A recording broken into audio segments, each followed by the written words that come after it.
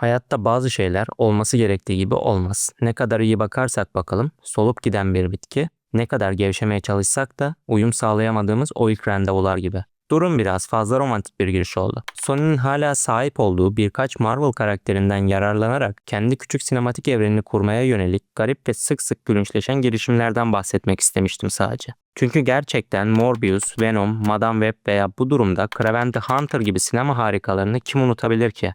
Görünüşe göre herkes. İşte bu yüzden Sony resmen bu saçmalığı bırakıp insanların gerçekten umursadığı tek şeye odaklanmaya karar verdi. Yani önümüzdeki birkaç yıl boyunca çok daha fazla Spider-Man projesine hazır olun dostlarım. Her neyse siz bunun için burada değilsiniz. Siz Kraven the Hunter hakkındaki eleştirimi dinlemek için buradasınız. Hadi başlayalım.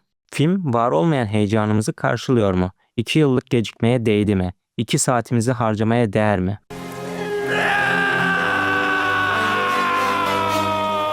Stüdyo, film yayınlanmadan kısa bir süre önce filmin ilk 8 dakikasını yayınlamıştı. Sırf bir şekilde filme ilgiyi çekebilmek için. Ve filmin bu kesitine gelen yorumlardan bazıları, "Umarım filmin en iyi 8 dakikası bunlar değildir" diye yazmıştı. Ve size güzel bir haberim var. Kesinlikle filmin en iyi 8 dakikası o ilk kesitti. Kraven the Hunter'ı film olarak adlandırmakta bile zorlanıyorum. Çünkü bu film başlangıcı, ortası ve sonu olan planlı bir hikayeden çok rastgele sahnelerin ve aksiyon sekanslarının birbiri ardına dizildiği bir şeye benziyor. Eylemler ve olaylar neredeyse hiçbir şekilde sonuçlarıyla bağlantılı değil. Karakterler sanki tamamen farklı şeylerden bahsediyorlarmış gibi konuşuyorlar. Filmin kötü karakteri şimdiye kadar herhangi bir filmde gördüğüm en zayıf ve en saçma kötü karakterlerden biri. Oyunculuklar rezalet, efektler gülünç ve tüm film boyunca neredeyse elle tutulur seviyede bir umursamazlık havası hakim. Sanki karakterin haklarını kaybetmemek ya da sırf "yaptık işte abi ne var" demek için çekilmiş bir film gibi hissettiriyor. Sanki bu filme dahil olan kimse zerre kadar umursamamış gibi. Kısacası Madame Web ile aynı kalitede. Ama en azından Madame Web bize bazı komik mimler ve Sydney Sweeney'i verdi. Craven ise tuhaf bir şekilde boş, ruhu yok, enerjisi yok ve var olmak için hiçbir geçerli sebebi yok. Açılış sahnesi yeterince umut verici görünüyor. Craven bir Rus hapishanesine sızarak bir silah tüccarı olan hapishane müdürünü ortadan kaldırıyor. Adamın masum insanları öldürmekten sorumlu olduğu ortaya çıkıyor. Peki uluslararası bir silah tüccarı aynı zamanda neden bir hapishane müdürü olarak çalışır ki?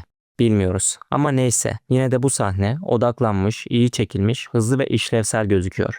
Ve bunu özellikle belirtiyorum çünkü filmin geri kalanıyla o kadar alakasız ki sanki tamamen başka bir projeden alınmış gibi hissettiriyor. Ve buradan itibaren her şey tepetaklak oluyor. Ve işte flashback zamanı. Genç Craven ve kardeşi Dimitri, babaları Russell Crowe ile birlikte Afrika'da bir safarideyken Craven Dimitri'yi bir aslandan korumaya çalışırken öldürülüyor. Ama sorun yok çünkü tam da Dimitri'yi kurtarması için orada olması gerektiğini söyleyen küçük bir kız beliriyor. Ve Craven'a sihirli bir ilaç vererek onu hayata döndürüyor. Ve Craven süper insan bir avcıya dönüşüyor. Really? Gerçekten mi?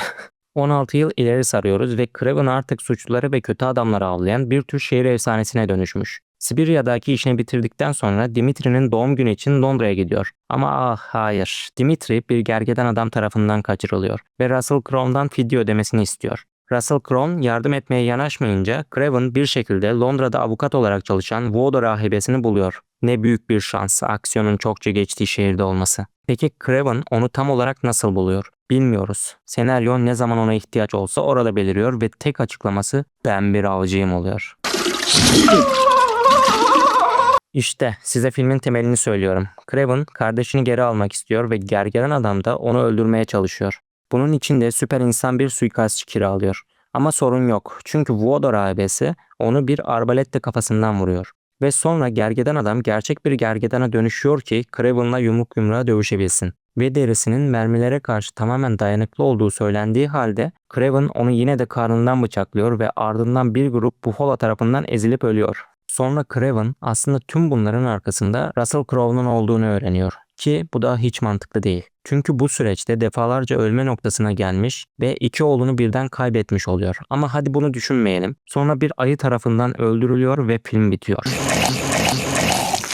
Ne siktiri boktan bir şey. Aile var, ne biçim konuşuyorsun yarra? Tüm bunların ne anlamı vardı? Gerçekten filmin sonuna geldiğimde ilk düşündüğüm şey burada ne yaşandı oldu. Craven hala avcı, tıpkı en başta olduğu gibi. Babasının suç imparatorluğu hala ayakta. Tek değişen başında kimin olduğu. 2 saatten uzun süren bir film için Craven'da inanılmaz derecede az şey oluyor. Hikaye o kadar basit ki neredeyse var olmayan bir olay örgüsünü izliyoruz. Kardeşi kaçırılıyor ve onu geri almak zorunda. Hepsi bu. Craven bir yerden bir yere ışınlanıyor. Perde arkasında ipuçlarını takip ediyor ve senaristler başka bir çıkış yolu bulamayınca birileri ona yardım ediyor. Gergedan adam bir kötü karakter olarak neredeyse hiçbir gelişim göstermiyor. Bu adam kimdir? Nereden geldi? Derdi ne? Craven ile bağlantısı nedir? Hiçbir fikrim yok. Ama zaten bir noktadan sonra umursamamaya başlıyoruz. Voda rahibesi Calypso da tıpkı bir bej renkli beton blok kadar kişiliksiz bir yan karakter. Ve onu oynayan aktrist en fazla bu kadar karakterine uzak ve umursamaz olabilirdi. Ve onunla Aaron Tyler arasındaki kimya tam anlamıyla anti kimya diyebiliriz. Sony'nin tüm klasik saçmalıkları burada da mevcut. Bütçeden kısmak için en düşük teklifi veren kişiye yaptırılmış gibi görünen rezalet CGI'ler, hantal ve garip diyaloglar,